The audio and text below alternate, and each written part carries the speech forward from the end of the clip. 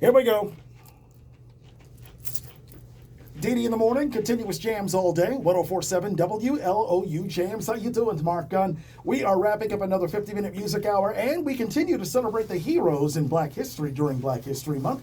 If you are a business owner, this is your opportunity to pay tribute to those who have had an impact on what it is that you do. And all you have to do to get more information is call us at 502-776-1240, extension 1007, okay?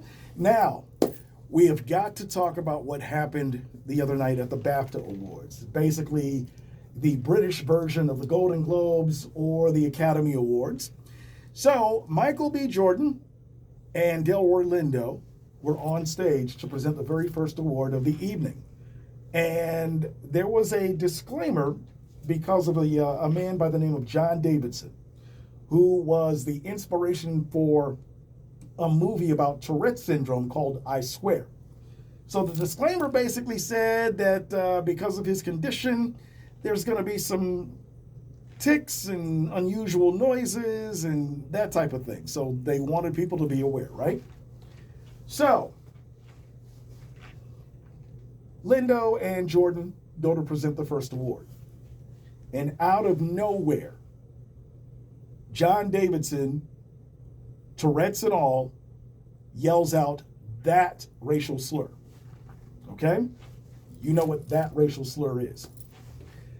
And so the host, Alan Cummings, basically went on and issued an apology, tried to explain what Tourette's was, and that type of thing. Needless to say, social media reaction has been crazy all over the place. And just so you know, basically what I'm about to say, these are my thoughts alone. They do not necessarily reflect the views of this radio station, this company, or any of our advertisers. So just keep that in mind, okay? So people are online. They're trying to explain what Tourette's is. They're trying to defend Davidson's actions. And those are conversations going back and forth. Meanwhile, folks are forgetting that the phrase intention versus impact has been brought into play. Did John Davidson mean to yell at that racial slur? Because of his Tourette syndrome, many people are saying, no, he didn't. And they're willing to give him a pass.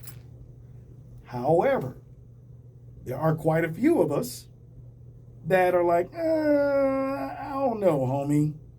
I don't know. Is Tourette's a real thing? Yeah. Does he suffer from it? Yeah. However, it would have been one thing had that slur been used once, just that once on the stage.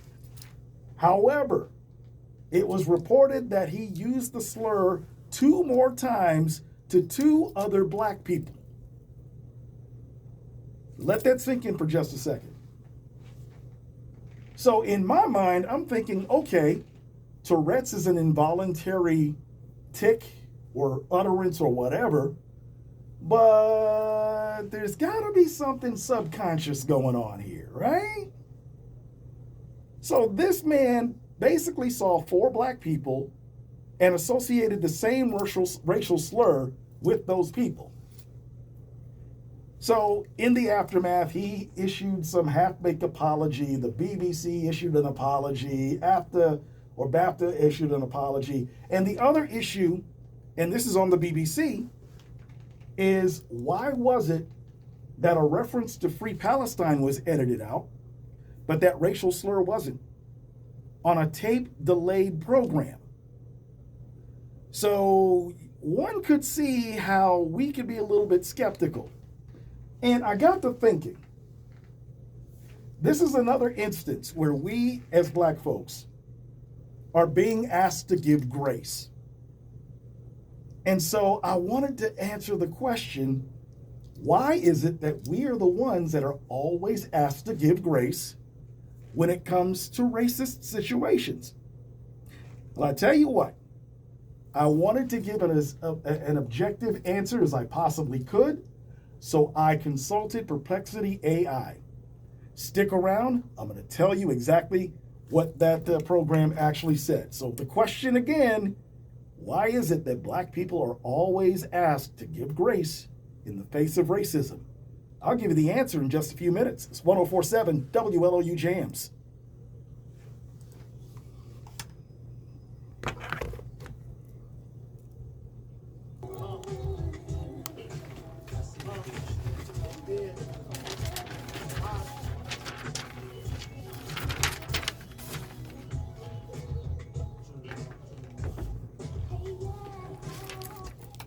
DD in the morning, continuous jams all day, 104.7 WLOU Jamz. How you doing? It's Mark Gunn. I want to invite you to join me tomorrow night at 6 p.m. Sister Song and the Black Power Black Men's Roundtable present the screening of Black Men Trust Black Women. It's going to be at the Russell Theater inside New Directions, 516 South 17th Street. Now, this special event features a Q&A with the men featured in the film. This is a free event, but you need to get registered to be a part of it.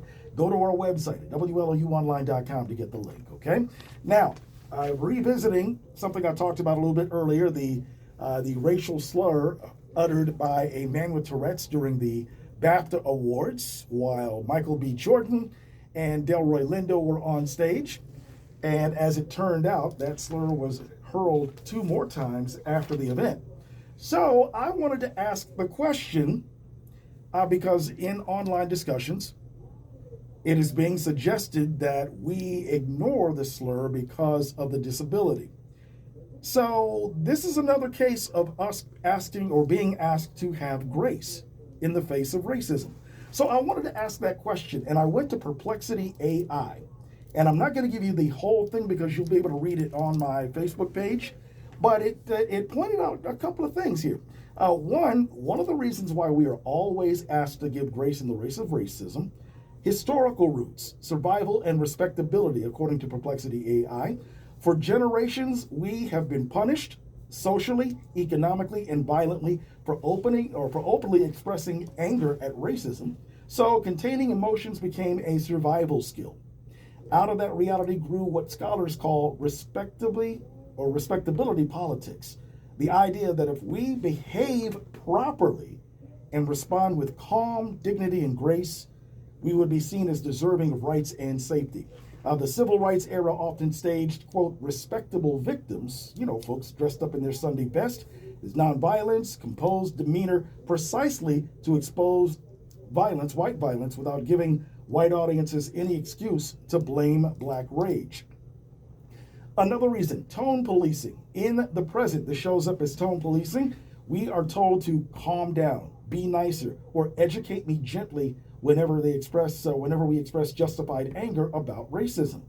The focus shifts from what happened to you to how are you talking about it, which protects white comfort and institutions instead of confronting the harm done. Once again, this is Perplexity AI's answer to the question, why are black people always asked to show grace when it comes to racism?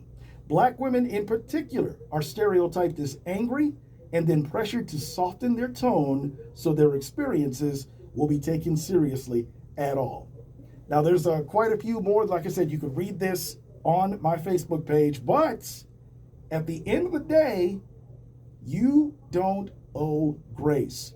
There's nothing inherently wrong with choosing to be graceful, restraint, or forgiveness, but that is a personal choice, not a moral obligation owed to people or systems that are harming you. The idea that black people must endlessly be the bigger person is a part of how racism maintains itself because it demands politeness from the oppressed instead of accountability from the oppressor. So this discussion is gonna definitely go on for quite a while when it comes to how we are continually having to handle these types of incidents. And yeah, people are learning more about Tourette syndrome, but there's gotta be a fine line somewhere, right? Anyway, stick around. We've got another Black Information Network news update. The president has his State of the Union address tonight, and it's not looking good for you, boy. Your wave storm tracking team forecast, and a lot more coming up. 104.7 WLOU Jamz. Business owners like you drive the economy. 36